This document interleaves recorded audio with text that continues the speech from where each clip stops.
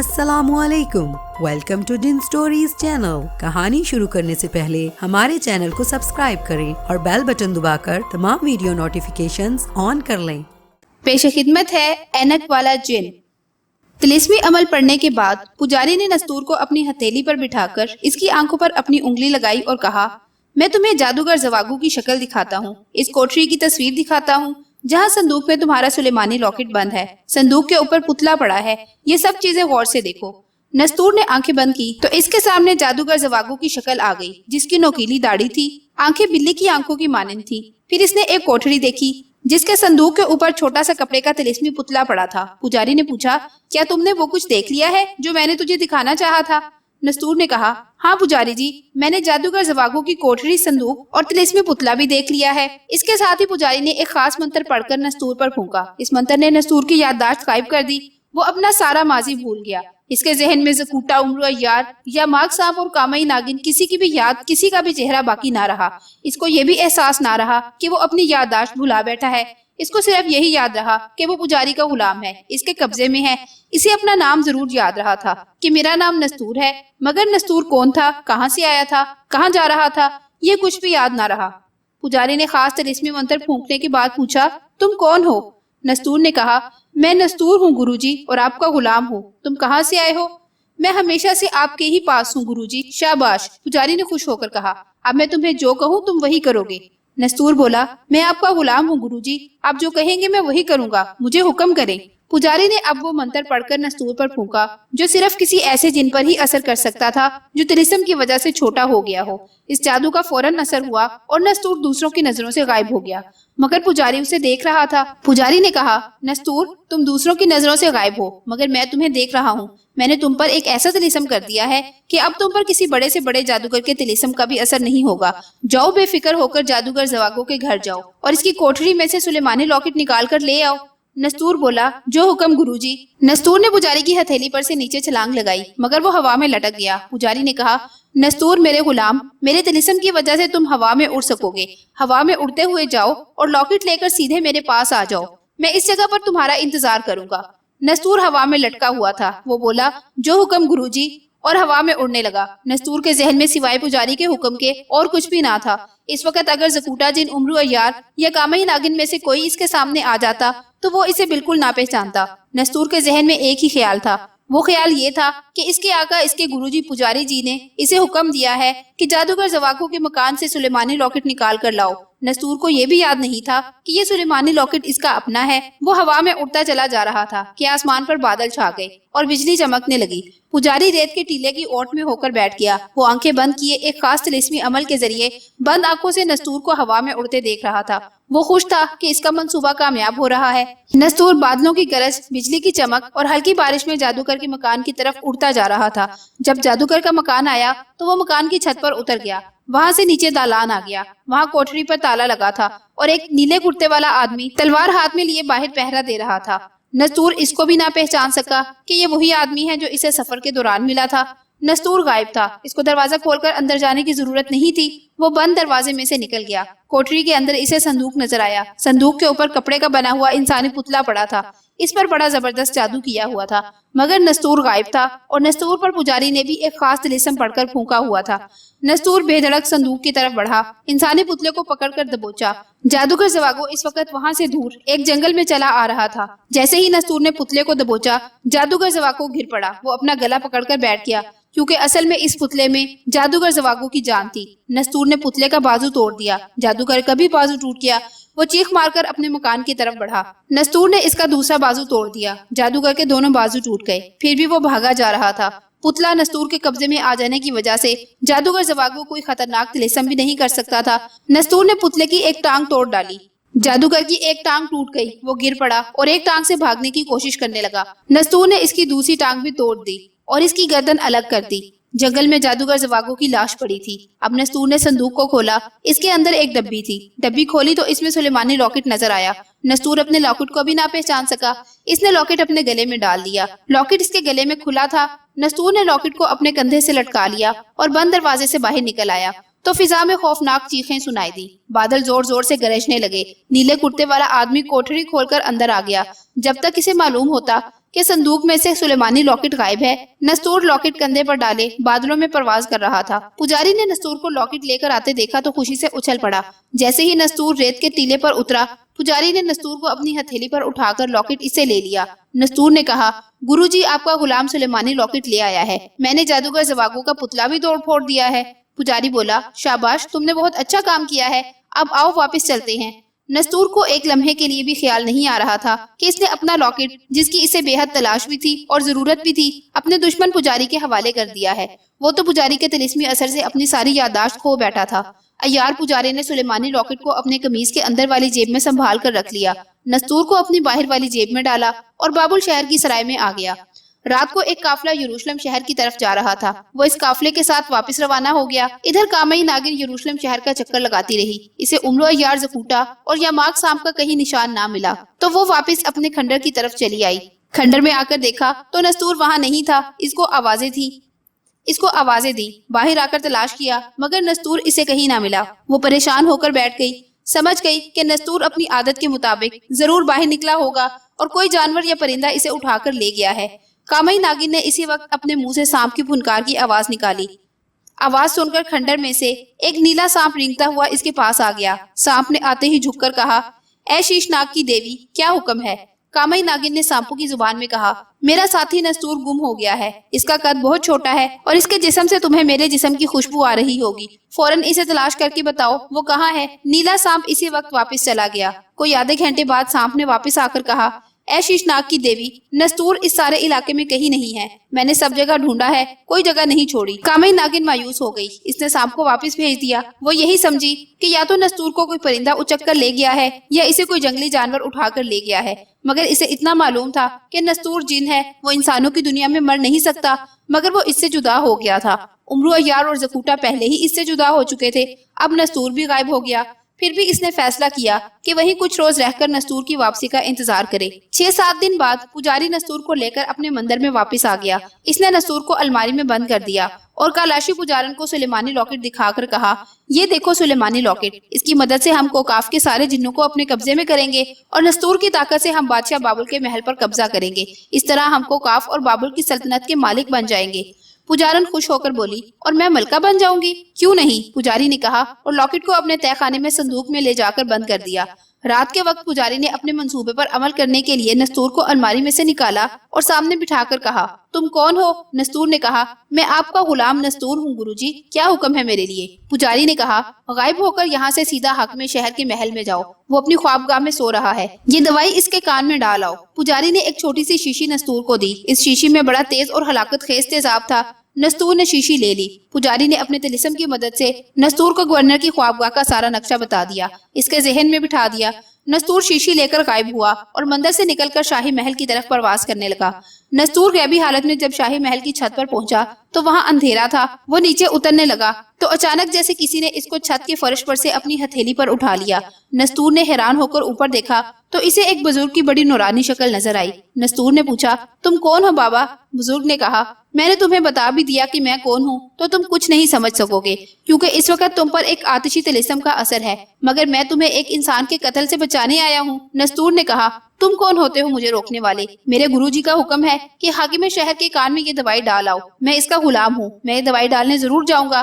بزرگ نے کہا، اس شیطان پجاری نے اپنے جادو کے زور سے تمہیں اپنے قبضے میں کر لیا ہے، اس شیشی میں اتنا خطرناک تیزاب ہے کہ حاکم شہر کے کان میں اترتے ہی اسے ہلاک کر ڈالے گا۔ میں تمہیں ایک ناحق قتل نہیں کرنے دوں گا، کیونکہ تم ایک نیک دل مسلمان جن ہو۔ یہ کہہ کر بزرگ نے نستور کو اپنی مٹھی میں بند کیا اور غائب ہو گئے۔ یہ بزرگ سیدھا اس کھنڈر میں پہنچے جہاں کامئی ناگن رہتی تھی۔ وہ اس وقت جاگ رہی تھی اور نستور کے بارے میں ہی سوچ رہی تھی کہ اچانک ایک نورانی شکل والے بزرگ سامنے آ گئے۔ بزرگ نے نستور والی مٹھی کامئی کی طرف بڑھا کر کہا، بیٹی، میری مٹھی میں نستور بند ہے، اس پر یہاں کے شیطان پجاری نے بڑا زبردست جادو کر کے اس کی یادداشت غائب کر دی ہے، اس کو اپنا غلام بنا لیا ہے، اس کا سلیمانی راکٹ بھی اس نے اپنے قبضے میں کر رکھا ہے۔ یہ حاکم شہر کے کان میں تیزاب ڈال کر اسے قتل کرنے جا رہا تھا۔ میں اسے قتل ایسے بھیانک جرم سے بچا کر یہاں لے آیا ہوں، میں اتنا ہی کر سکتا تھا، اب تم اسے سنبھال لو۔ یہ کہہ کر بزرگ غائب ہو گئے۔ کامئی ناگن نے نستور کو اپنی مٹھی میں لے لیا اور پوچھا، نستور بھائی، کیا تم مجھے پہچانتے ہو؟ نستور نے باریک آواز میں کہا، میں نہیں جانتا تم کون ہو، میں غائب تھا، اس بزرگ نے مجھے ظاہر کر دیا ہے، مجھے جانے دو، مجھے اپنے گرو جی کا حکم پورا کرنے جانا ہے۔ कामई नागिन ने जल्दी से नस्तूर के हाथ से छोटी सी शीशी छीनकर बाहर फेंक दी। नस्तूर जिन इसकी हथेली पर उछल उछल कर चीखने लगा, तुमने मेरे गुरुजी की शीशी क्यों फेंक दी? मेरा गुरु तुमको हलाक कर देगा। कामई नागिन ने कहा, अकल करो नस्तूर, तुम मेरे भाई नस्तूर जिन हो, हम उम्रू अय्यार और जकूटा की तलाश में हैं। नस्तूर ने चीख कर कहा, मैं किसी जकूटा और उम्रू अय्यार को नहीं जानता, मुझे यहाँ से जाने दो। कामई नागिन ने इस वक्त नस्तूर के दोनों पांव बारीक मगर मजबूत धागे से बांधे और इसे अपनी कमीज की जेब में डाल लिया। सारी रात वो सोचती रही कि नस्तूर की याददाश्त कैसे वापस लाई जाए। सुबह हुई तो वो बाजार गई, वहां से एक छोटी सी शीशी खरीदी और इस शीशी में नस्तूर को डालकर इसे कॉक से बंद कर दिया और खंडर में लाकर एक तरफ छुपा दिया। वो नस्तूर को पुजारी के तिलिस्म से बचाना चाहती थी कि कहीं वो फिर इसे उड़ाकर ना ले जाए।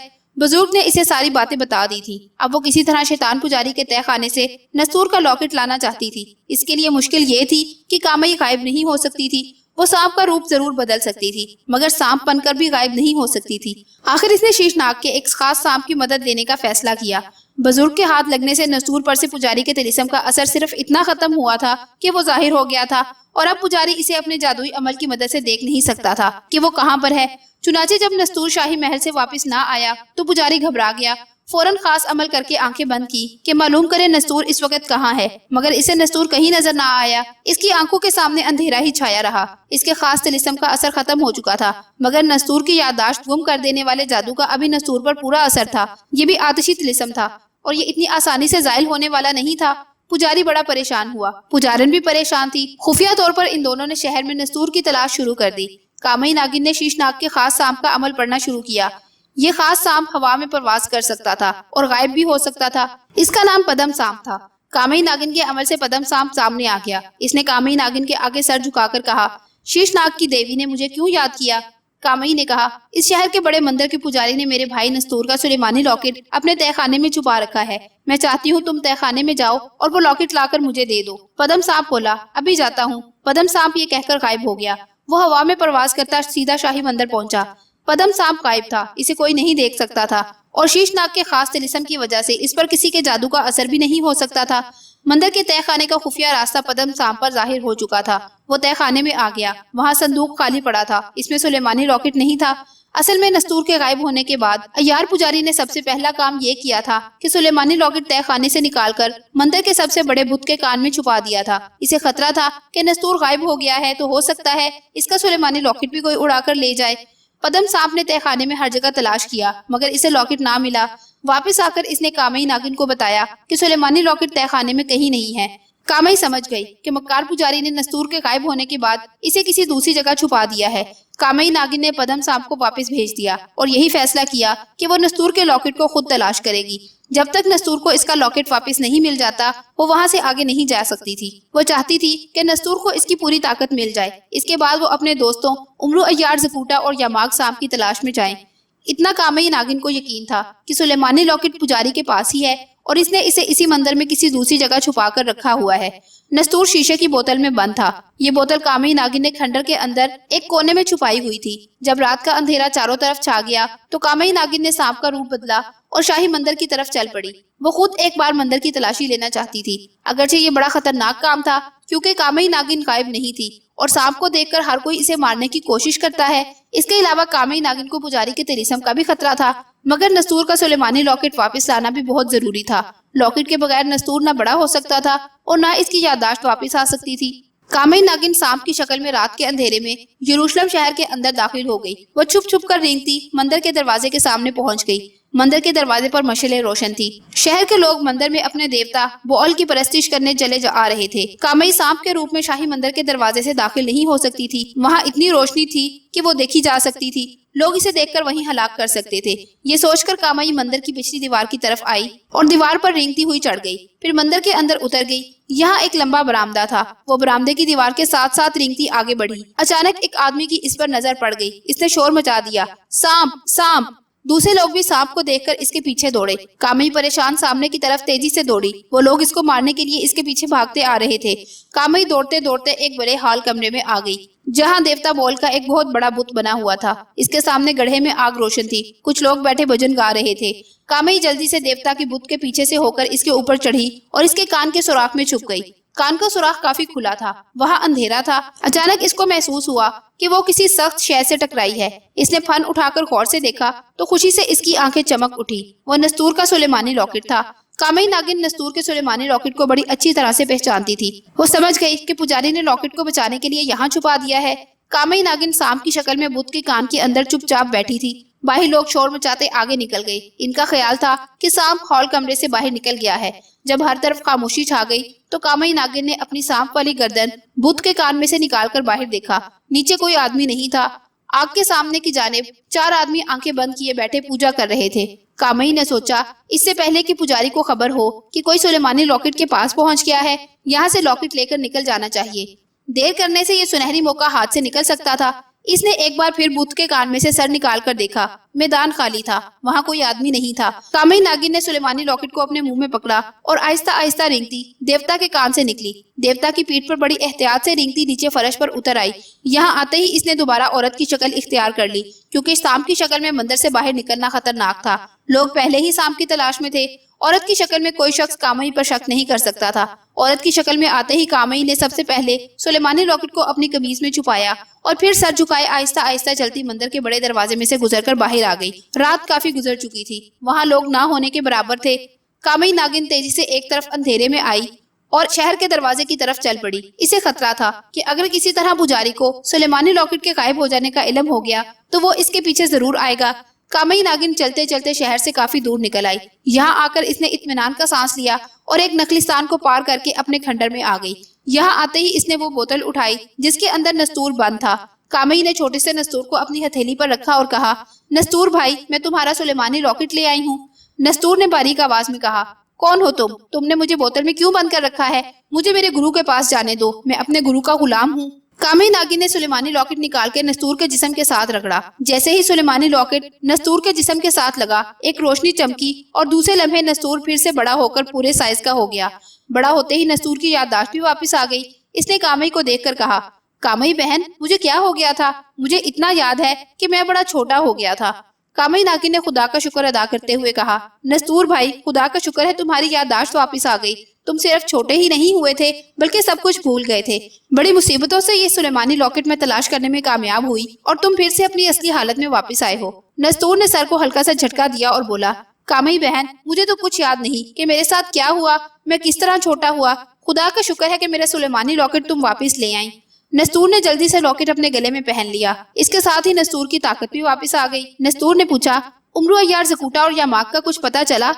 कामई नागिन ने कहा, तुम्हारी मुसीबत से फुर्सत मिलती तो अपने दोस्तों का पता करती। मैंने तो यरूशलेम का सारा शहर छान मारा है। वो लोग इस शहर में नहीं हैं, यहाँ से वो आगे जा चुके हैं। हमें भी इनकी खोज में यहाँ से निकल जाना चाहिए, क्योंकि खतरा है कि मक्कार पुजारी फिर कोई चक्कर चलाकर तुम्हारा लॉकेट गायब ना कर दे। नस्तूर ने पूछा, ये मक्कार पुजारी कौन है? कामई ने हंसकर कहा, अच्छा हुआ तुम इसे भी भूल गए हो। ये वही मक्कार पुजारी है जिसने तुम्हारा लॉकेट छीनकर तुम्हें अपने कब्जे में कर रखा था। ये बड़ी लंबी कहानी है, फिर किसी वक्त सुनाऊंगी। अभी इस शहर से निकल चलो। मगर कामई बहन, हम उम्रू ज़कूटा और यामाक की तलाश में कौन से शहर में चलेंगे? कामई नागिन कुछ सोचकर बोली, यहाँ से आगे शुमाल की जानिब कारबज नाम का एक शहर है जो समंदर के किनारे आबाद है और बहुत बड़ा शहर है। इस शहर की मैंने पहले भी काफी तारीफ सुन रखी है।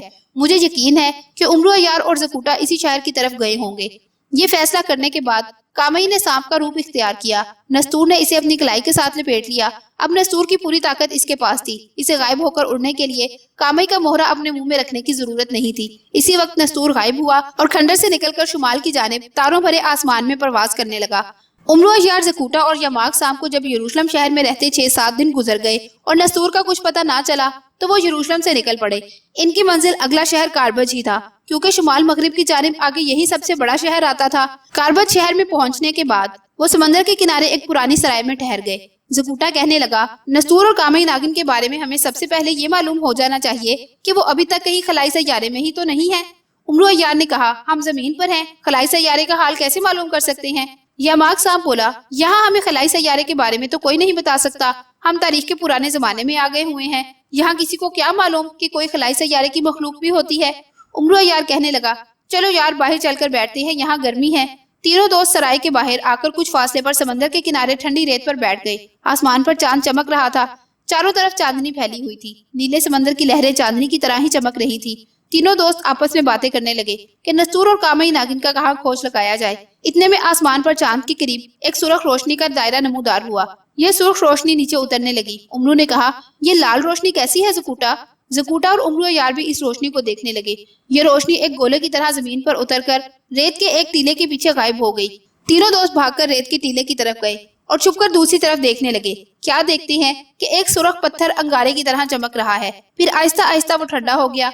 ये काफी बड़ा पत्थर था। फिर इस पत्थर का एक दरवाजा खुला और अंदर से एक आतिशनाक चेहरे वाला अजदहा बरामद हुआ। इसकी 7 जुबानें थी जो हरकत कर रही थी। इसके मुंह से सिसकारों की आवाजें आ रही थी। इसको देखते ही यामाक सांप का चेहरा सुर्ख हो गया। उमरू बोला, ये कोई आसमानी बला है। ज़कूटा बोला, यहाँ से चले चलो, किसी मुश्किल में ना फंस जाएं। यामाक सांप ने कहा, दोस्तों, हमारी तुम्हारी जुदाई का वक्त आ गया है। उमरू ने हैरान होकर कहा, ये तुम क्या कह रहे हो? यामाक सांप ने कहा, ये अजदहा कोकाफ के अजदहों और सांपों की दुनिया का बादशाह है। ये मुझे लेने आया है, मुझे इसके साथ जाना ही पड़ेगा। ज़कूटा बोला, नहीं, हम तुम्हें नहीं जाने देंगे, ये अजदहा तुम्हें निगल जाएगा। यामाक मुस्कुरा दिया, नहीं दोस्त, ये हमारा मेहरबान बादशाह है। ये सिर्फ बुरे आदमियों का दुश्मन है, सिर्फ बुरे लोगों को नुकसान पहुंचाता है, हमारा दोस्त है। आतिशी अजदहा इस दौरान यामाक सांप की तरफ देखकर बड़ी मोहब्बत से इसे सिसकार सिसकार कर अपनी तरफ बुला रहा था। यामाक सांप बारी बारी उमरू यार और ज़कूटा को गले मिला और अजदहे की तरफ बढ़ गया। अजदहे ने अपना सर इसके आगे कर दिया। यामाक इसके सर पर बैठ गया। अजदहा वापस पत्थर के अंदर चला गया। यामाक सांप दूर दूर तक हाथ हिला हिलाकर ज़कूटा और उमरू यार को खुदा हाफिज कहता रहा। पत्थर का दरवाजा बंद हो गया। पत्थर एक बार फिर सुर्ख हुआ और उछलकर फिजा में बुलंद हुआ और तेजी से उड़ता हुआ चांद के पास जाकर गायब हो गया। ज़कूटा कहने लगा, लो भाई, एक और दोस्त हमसे जुदा हो गया। उमरू यार कहने लगा, खुदा को यही मंजूर था, दोस्त हमेशा साथ नहीं रहा करते। चलो अब वापस सराय में चलते हैं। कुदरत ने यामाक से जुदा होने का एक बहाना बनाया था और वो हमसे जुदा हो गया। अभी वो सराय में जाने ही लगे थे कि अचानक एक बादबानी जहाज दूर से आता नजर आया। उमरू बोला, कोई समुद्री जहाज आ रहा है, देखते हैं इसके मुसाफिरों में नस्तूर और कामई नागिन ना हो। जहाज दूर से ही समंदर में रुक गया। चांदनी में इसके बड़े बड़े बादबान साफ नजर आ रहे थे। जहाज में से 6-7 कश्तियां उतरकर समंदर में डाली गईं। इन कश्तियों में कुछ लोग बैठ गए। चांदनी में इन लोगों के चेहरे साफ नजर नहीं आ रहे थे।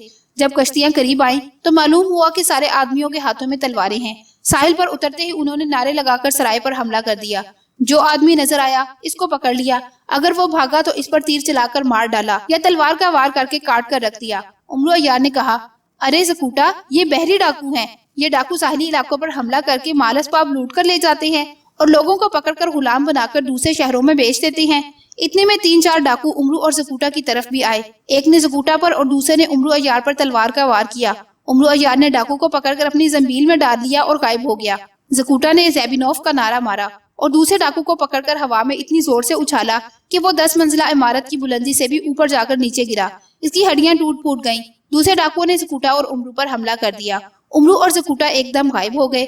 बहरी डाकू हैरान होकर इधर उधर चांदनी में देखने लगे कि 2 आदमी जो यहाँ खड़े थे वो कहाँ चले गए हैं। ज़कूटा ने गैबी हालत में ही 2 डाकुओं को गर्दन से पकड़कर इतनी जोर से टकराया कि दोनों के सर धड़ से अलग हो गए। उमरू यार ने डाकुओं को पकड़ पकड़ कर अपनी जमील में डालना शुरू कर दिया। बहुत सारे डाकू इसने अपनी जमील में डाल लिए। जमील में जाने के बाद वो गायब हो गए। जब 6-7 डाकू बाकी रह गए तो उमरू ने ज़कूटा से कहा, वो देखो, 2 डाकू एक मकान में घुसे हैं, चलो इन्हें पकड़ते हैं, वो जरूर वहाँ औरतों और बच्चों को कत्ल कर देंगे। ज़कूटा और उमरू गैबी हालत में ही मकान में दाखिल हो गए।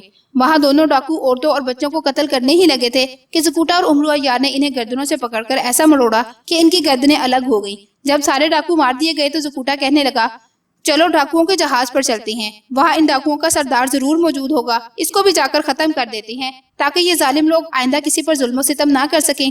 उमरू बोला, हाँ चलो, जुल्म को जड़ से उखाड़ डालते हैं। ज़कूटा और उमरू यार दोनों गैबी हालत में समंदर के ऊपर उड़ते हुए समंदर में दूर खड़े बादबानी जहाज पर उतर गए। बहरी जहाज पर तेल के बड़े बड़े फानूस चल रहे थे। बहरी डाकुओं का सरदार तलवार हाथ में पकड़े अपने मुहाफिज डाकुओं के साथ वहाँ खड़ा साहिल की तरफ देख रहा था। वो बेचैनी से कहने लगा, ये लोग अभी तक वापस क्यों नहीं आए? एक डाकू बोला, सरदार, बहुत से लोगों को गुलाम बनाया होगा, इन्हें कश्तियों में बिठा रहे होंगे। बहरी सरदार एक ऊंचा लंबा जालिम चेहरे वाला कज़ाक था। इसने गर्जदार आवाज में एक डाकू को हुक्म दिया, जाकर मालूम करो ये कमबख्त वहाँ क्या कर रहे हैं। अभी ये डाकू कश्ती में उतरने ही लगा था कि एक डाकू समंदर में किसी तरह ज़कूटा और उमरू यार से जान बचाकर तैरता हुआ जहाज के करीब आया। इसे रस्सी की मदद से ऊपर खींच लिया गया। बहरी सरदार ने गुस्से में पूछा, तुम लोग वहाँ क्या कर रहे हो? ڈاکو نے کہا سردار وہاں ہم نے حملہ کیا ہی تھا کہ غیبی آدمی شہر والوں کی مدد کو آ گئے. پہلے وہ نظر آتے تھے پھر غائب ہو گئے. انہوں نے ہمارے سارے ڈاکوؤں کو ہلاک کر دیا ہے. بحری سردار کے حلق سے ایک بھیانک چیخ نکلی اور غصے میں اس نے اچھل کر کہا کیا بکواس کر رہے ہو؟ میرے سارے ڈاکو قتل کر دیے گئے ہیں. بحری سردار نے زور سے عرشے پر پاؤں مارا. تلوار کے وار سے بچ کر آئے ہوئے ڈاکو کو بھی قتل کر دیا اور غضبناک ہو کر سیڑھیاں اتر کر جہاز کی نچلی منزل میں چلا گیا. امرو اور زکوٹا بڑے خوش ہو رہے تھے. امرو نے کہا زکوٹا کیا خیال ہے میں اس سارے جہاز کو ہی اپنی زنبیل میں ڈال لوں؟ زکوٹا بولا نہیں اس کی ضرورت نہیں ہے. یہ جہاز ڈاکوؤں کے ختم ہو جانے کے بعد بھی مسافروں کے لیے کام آ سکتا ہے. چلو نیچے چل کر اس ظالم ڈاکو کو دیکھتے ہیں کہ وہ نیچے کیا کر رہا ہے. دونوں بحری جہاز کی نچلی منزل میں آ گئے. یہاں انہوں نے دیکھا ایک بڑی نازک اور حسین لڑکی تخت پر اداس بیٹھی تھی. اس کے پاؤں میں لوہے کی زنجیر بندھی ہوئی تھی. بحری سردار کو دیکھ کر لڑکی التجا کرنے لگی مجھے میرے ماں باپ کے پاس پہنچا دے. میری جدائی میں انہوں نے رو رو کر اپنا برا حال کر لیا ہوگا. بحری ڈاکو نے چیخ کر کہا میرے ڈاکو ہلاک ہو گئے ہیں اور تمہیں اپنے ماں باپ کی پڑی ہے. میں تجھے ملک شام میں لے جا کر فروخت کر دوں گا اور لاکھوں دینار حاصل کر کے نئے ڈاکو بھرتی کروں گا. خبردار اب چپ چاپ بیٹھی رہ. بحری ڈاکوؤں کا سردار ایک طرف دوسرے تخت پر بیٹھ کر اپنے محافظ ڈاکوؤں سے مشورہ کرنے لگا. امرو اور زکوٹا اس وقت وہاں موجود تھے مگر انہیں کوئی دیکھ نہیں سکتا تھا کیونکہ وہ دونوں غائب تھے. زکوٹا نے امرو یار سے کہا اس مظلوم لڑکی کو اس کے ماں باپ کے پاس پہنچانا ہمارا فرض ہے. امرو یار بولا ہاں ہمارا فرض ہے چلو اس کی مدد کرتے ہیں. دونوں کی آواز وہاں ڈاکو اور اس کے سردار نے سنی تو حیران ہو کر ایک دوسرے کی طرف دیکھنے لگے. ایک ڈاکو نے کہا سردار جن غیبی آدمیوں نے ہمارے ڈاکو قتل کیے ہیں وہ یہاں بھی آ گئے ہیں. یہاں سے بھاگ چلیں. بحری سردار نے تلوار لہرا کر کہا دیکھتا ہوں کون ہمیں قتل کرتا ہے. میں ان جادوگروں کو خود ہلاک کروں گا. زکوٹا نے امرو سے کہا امرو ظاہر ہو جاؤ. زکوٹا نے زیبینوف کا نعرہ لگایا اور ظاہر ہو گیا. امرو یار بھی چٹکی بجا کر طوطے کی آواز لگا کر ظاہر ہو گیا. بحری سردار اور محافظ ڈاکو تلواریں لے کر ان پر ٹوٹ پڑے مگر اس سے پہلے کہ وہ زکوٹا اور امرو پر حملہ کرتے زکوٹا نے 2 ڈاکوؤں کی گردنیں مروڑ ڈالی. امرو نے 4 ڈاکوؤں کو اپنی زنبیل میں پھینک کر غائب کر دیا. اب وہاں صرف ڈاکوؤں کا سردار کھڑا رہ گیا. لڑکی بیچاری سہم کر تخت پر بیٹھی یہ طلسمی کھیل دیکھ رہی تھی. بحری ڈاکو نے تلوار اٹھا کر کہا میں تمہیں زندہ نہیں چھوڑوں گا. زکوٹا بولا اے ظالم آدمی تو نے اب تک نہ جانے کتنے لوگوں کو قتل کر ڈالا ہے, کتنی ماؤں کی گودیں اجاڑ دی ہیں, کتنے بچوں کو یتیم کیا ہے. تجھے اتنی آسانی سے نہیں ماروں گا. امرو نے کہا میں اسے زنبیل میں غائب کر دیتا ہوں. زکوٹا بولا نہیں امرو میں خود اسے ہزاروں بے بس مظلوموں کے قتل کا بدلہ لوں گا. چل بحری ڈاکوؤں کے ظالم سردار لڑنے کے لیے تیار ہو جا. بحری ڈاکو بھی ہار ماننے والا نہیں تھا. اس نے تلوار سے زکوٹا پر حملہ کر دیا. زکوٹا نے بحری ڈاکو کا وار اپنے ہاتھ پر روکا. اس کی تلوار پکڑ کر 2-3 ٹکڑے کر دیے. پھر گردن سے بحری ڈاکو کو پکڑ کر اٹھایا اور امرو سے کہا امرو جہاز کے اوپر آ جاؤ. جہاز کے اوپر جا کر زکوٹا نے بحری ڈاکو کو زور سے فرش پر دے مارا. بحری ڈاکو کی چیخیں نکل گئی. اس کی دونوں ٹانگیں ٹوٹ گئی تھی. زکوٹا نے بحری سردار ڈاکو کی گردن میں رسی ڈالی اور اسے سمندر میں ڈبو دیا. ایک غوطہ دیا پھر رسی کھینچ کر اس کا سر پانی سے باہر نکال لیا. اس طرح زکوٹا نے بحری ڈاکو کے ظالم سردار کو سمندر میں غوطے دے دے کر ادموا کر دیا. اب وہ انتظار کرنے لگا کہ کوئی مچھلی آئے اور اسے کھا جائے. زکوٹا نے کہا وہ دیکھو امرو ایک شارک مچھلی ادھر آ رہی ہے. ایک شارک مچھلی بڑی تیزی سے جہاز کی طرف آ رہی تھی. شارک نے قریب آتے ہی ظالم بحری ڈاکوؤں کے سردار کو ہڑپ کر لیا. زکوٹا نے رسی چھوڑ دی. امرو بولا ایسے ظالم آدمی کو یہی سزا ملنی چاہیے. زکوٹا نے کہا چلو دوست نیچے چل کر اس پیاری بچی کی خبر لیتے ہیں. خدا جانے اس کا خوف کے مارے کیا حال ہو رہا ہوگا. دونوں جہاز کی نچلی منزل میں آ گئے. خوبصورت معصوم لڑکی کے پاؤں میں زنجیر بندھی ہوئی تھی. وہ سہمی ہوئی بیٹھی تھی. اس نے زکوٹا سے پوچھا کیا تم جن بھوت ہو؟ امرو بولا نہیں بیٹی ہم بھوت نہیں ہیں. میں امرو یار ہوں. یہ زکوٹا جن ہے مگر ہم نیک لوگ ہیں اور دکھی لوگوں کی مدد کرتے ہیں. ظالموں کو ان کے ظلم کی سزا دیتے ہیں. ہمیں بتاؤ تمہارا گھر کہاں ہے؟ ہم تمہیں تمہارے ماں باپ کے گھر چھوڑ آتے ہیں. میرا نام سیمی ہے. میں ملک پار لینا کے سوداگر کی بیٹی ہوں. میرا ملک پیچھے سمندر کے کنارے 2 دن کے سفر پر واقع ہے. امرو کہنے لگا زکوٹا ہم جہاز کو واپس موڑ کر سیمی بیٹی کے ملک میں چلتے ہیں. زکوٹا بولا اس طرح ہمیں 2 دن لگ جائیں گے اور ابھی ہمیں واپس آ کر یہاں نستور اور کامئی ناگن کو بھی تلاش کرنا ہے. تم ایسا کرو سیمی بیٹی کو اپنی زنبیل میں ڈال لو. ہم اڑ کر اس کے ملک پہنچ جائیں گے. امرو نے کہا اچھا اسی طرح صحیح. چلو سیمی بیٹی میری زنبیل میں آ جاؤ. امرو یار نے زنبیل کھول دی. سیمی ڈر رہی تھی. امرو نے کہا زنبیل میں جھانک کر دیکھو تمہارے لیے وہاں کتنا خوبصورت تخت بچھا ہوا ہے. سیمی نے زنبیل میں دیکھا تو واقعی وہاں ایک خوبصورت باغ تھا جس میں پھولوں کے درختوں کے پاس ایک چشمہ بہ رہا تھا. چشمے کے کنارے سنگ مرمر کا ایک تخت بچھا تھا. امرو نے کہا اب تم اس تخت پر جا کر بیٹھ جاؤ. سیمی زنبیل میں اتری اور تخت پر جا کر بیٹھ گئی. امرو یار نے زنبیل کا منہ بند کر دیا. دونوں جہاز کے اوپر آ گئے. زکوٹا نے کہا ظلم کی نشانی اس جہاز کو بھی غرق کر دینا چاہیے۔ زکوٹا نے دونوں بازو پھیلائے، زیبینوف کا نعرہ لگایا اور دھماکہ ہوا اور ڈاکوؤں کے بحری جہاز کے 2 ٹکڑے ہو گئے۔ عمرو یار اور زکوٹا غائب ہو کر ہوا میں بلند ہو گئے۔ جہاز ان کے دیکھتے ہی دیکھتے سمندر میں غرق ہو گیا۔ عمرو اور زکوٹا ہوا میں ملک پارلینا کی طرف اڑنے لگے، جیسا کہ سیمی نے انہیں کہا تھا کہ وہ سمندر کے کنارے کے ساتھ ساتھ بلند ہو کر فضا میں اڑ رہے تھے۔ سمندری جہاز پارلینا کے شہر میں 2 دن میں پہنچتا تھا، مگر وہ اتنی تیزی سے اڑ رہے تھے کہ آدھے گھنٹے میں انہیں ایک شہر کی روشنیاں نظر آنے لگی۔ یہ شہر پارلینا تھا۔ اس زمانے میں چھوٹے چھوٹے شہروں کو بھی ملک ہی کہا جاتا تھا۔ شہروں پر بادشاہ حکمران ہوتے تھے، ہر شہر کا اپنا سکہ ہوتا تھا، اپنی فوج ہوتی تھی۔ اس پرانے زمانے میں صرف چین اور مصر میں بادشاہتیں تھی جو شہروں سے نکل کر دور دور تک پھیلی ہوئی تھی۔ ان کی سلطنتیں تھی اور ان میں کئی شہر آباد تھے، اس لیے پارلینا کو ملک بھی کہا جاتا تھا اور شہر بھی۔ جس طرح بابل نام ملک کا بھی تھا اور شہر کا بھی۔ پارلینا شہر کے اوپر سے گزرنے کے بعد زکوٹا اور عمرو یار شہر کے ایک باغ میں اتر گئے۔ انہوں نے زنبیل میں سے سیمی کو باہر نکال کر کہا، بیٹی سیمی، تیرا شہر آ گیا ہے۔ سیمی نے چاندنی رات میں باغ کو دیکھ کر پہچان لیا اور خوش ہو کر بولی، ہاں یہ ہمارا شہر ہے، میرا گھر اس باغ کے پیچھے ہے۔ زکوٹا اور عمرو یار نے لڑکی کو ساتھ لیا اور اس کے گھر کے باہر آ گئے۔ یہ مکان بڑا خوبصورت تھا۔ باہر ایک غلام پہرا دے رہا تھا۔ غلام نے سیمی کو پہچان لیا اور خوش ہو کر بولا، بیٹی تو آ گئی ہے، خدا کا شکر ہے، جلدی سے میرے ساتھ اندر چل، تیرے ابا امی تجھے دیکھ کر بڑے خوش ہوں گے۔ عمرو اور زکوٹا نے لڑکی کو غلام کے حوالے کیا اور وہاں سے غائب ہو گئے۔ عمرو یار کہنے لگا، یار جلدی سے واپس کاربیج کی سرائے میں چلو، ہو سکتا ہے وہاں نستور سے ملاقات ہو جائے۔ زکوٹا بولا، بھائی خدا جانے نستور کس کلائی سے یارے میں ہوگا، یہ شہر خوبصورت لگتا ہے، چلو ذرا اس شہر کی سیر کر لیتے ہیں۔ دونوں انسانی شکلوں میں شہر کے بازاروں کی سیر کرنے لگے۔ یہ قدیم شہر تھا مگر بڑا خوبصورت تھا۔ بڑی بڑی حویلیاں بنی ہوئی تھی جن میں شمع دانوں کی روشنیاں ہو رہی تھی۔ دونوں دوست سیر کرتے کرتے ایک حویلی کے سامنے پہنچے تو وہاں ایک بورڈ لگا تھا۔ بورڈ کے نیچے ایک نابد پڑی تھی، قریب ہی نابد بجانے والے ڈنڈے بھی رکھے ہوئے تھے۔ بورڈ پر وہاں کی زبان میں کوئی عبارت لکھی ہوئی تھی۔ دونوں عبارت پڑھنے لگے۔ بورڈ پر اس زمانے کی زبان میں لکھا تھا۔ ابھی عمرو عبارت پڑھنے ہی لگا تھا کہ زکوٹا نے نابد بجا دی۔ عمرو یار نے عبارت پڑھ کر کہا، زکوٹا بھائی تم نے یہ کیا غضب کر دیا، خوامخواہ نابد بجا دی۔ اس بورڈ پر لکھا ہے جو کوئی نابد بجائے گا اسی حویلی کی جادوگرنی کے ساتھ شطرنج کی بازی لگانی پڑے گی۔ اگر نابد بجانے والا بازی جیت گیا تو جادوگرنی اس کی غلام بن جائے گی، اور اگر نابد بجانے والا بازی ہار گیا تو وہ جادوگرنی کا غلام بن جائے گا اور ساری زندگی جادوگرنی کا غلام بن کر رہے گا۔ زکوٹا بولا، اب تو میں نے نابد بجا دی ہے، جو ہوگا دیکھا جائے گا۔ نابد کی آواز پر حویلی کا دروازہ کھل گیا۔ ایک کالا گلوٹا موٹا تازہ حبشی غلام تلوار ہاتھ میں لیے باہر نکلا اور زکوٹا اور عمرو کی طرف دیکھ کر بولا، اگر تم اپنے وعدے کے پکے اور بہادر آدمی ہو تو حویلی کے اندر چل کر جادوگرنی کے ساتھ شطرنج کی بازی کھیلو۔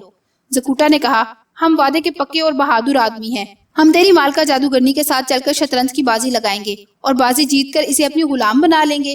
حبشی غلام ہنس کر بولا، تمہارے جیسے کتنے ہی آدمی آئے اور آج تک جادوگرنی کے غلام بن کر اس کی خدمت کر رہے ہیں، چلو میرے ساتھ اندر آ جاؤ۔ زکوٹا اور عمرو یار حبشی غلام کے ساتھ حویلی میں داخل ہو گئے۔ اس کے بعد کیا ہوا یہ جاننے کے لیے سنتے رہیے اینک والا جن سٹوریز چینل پر۔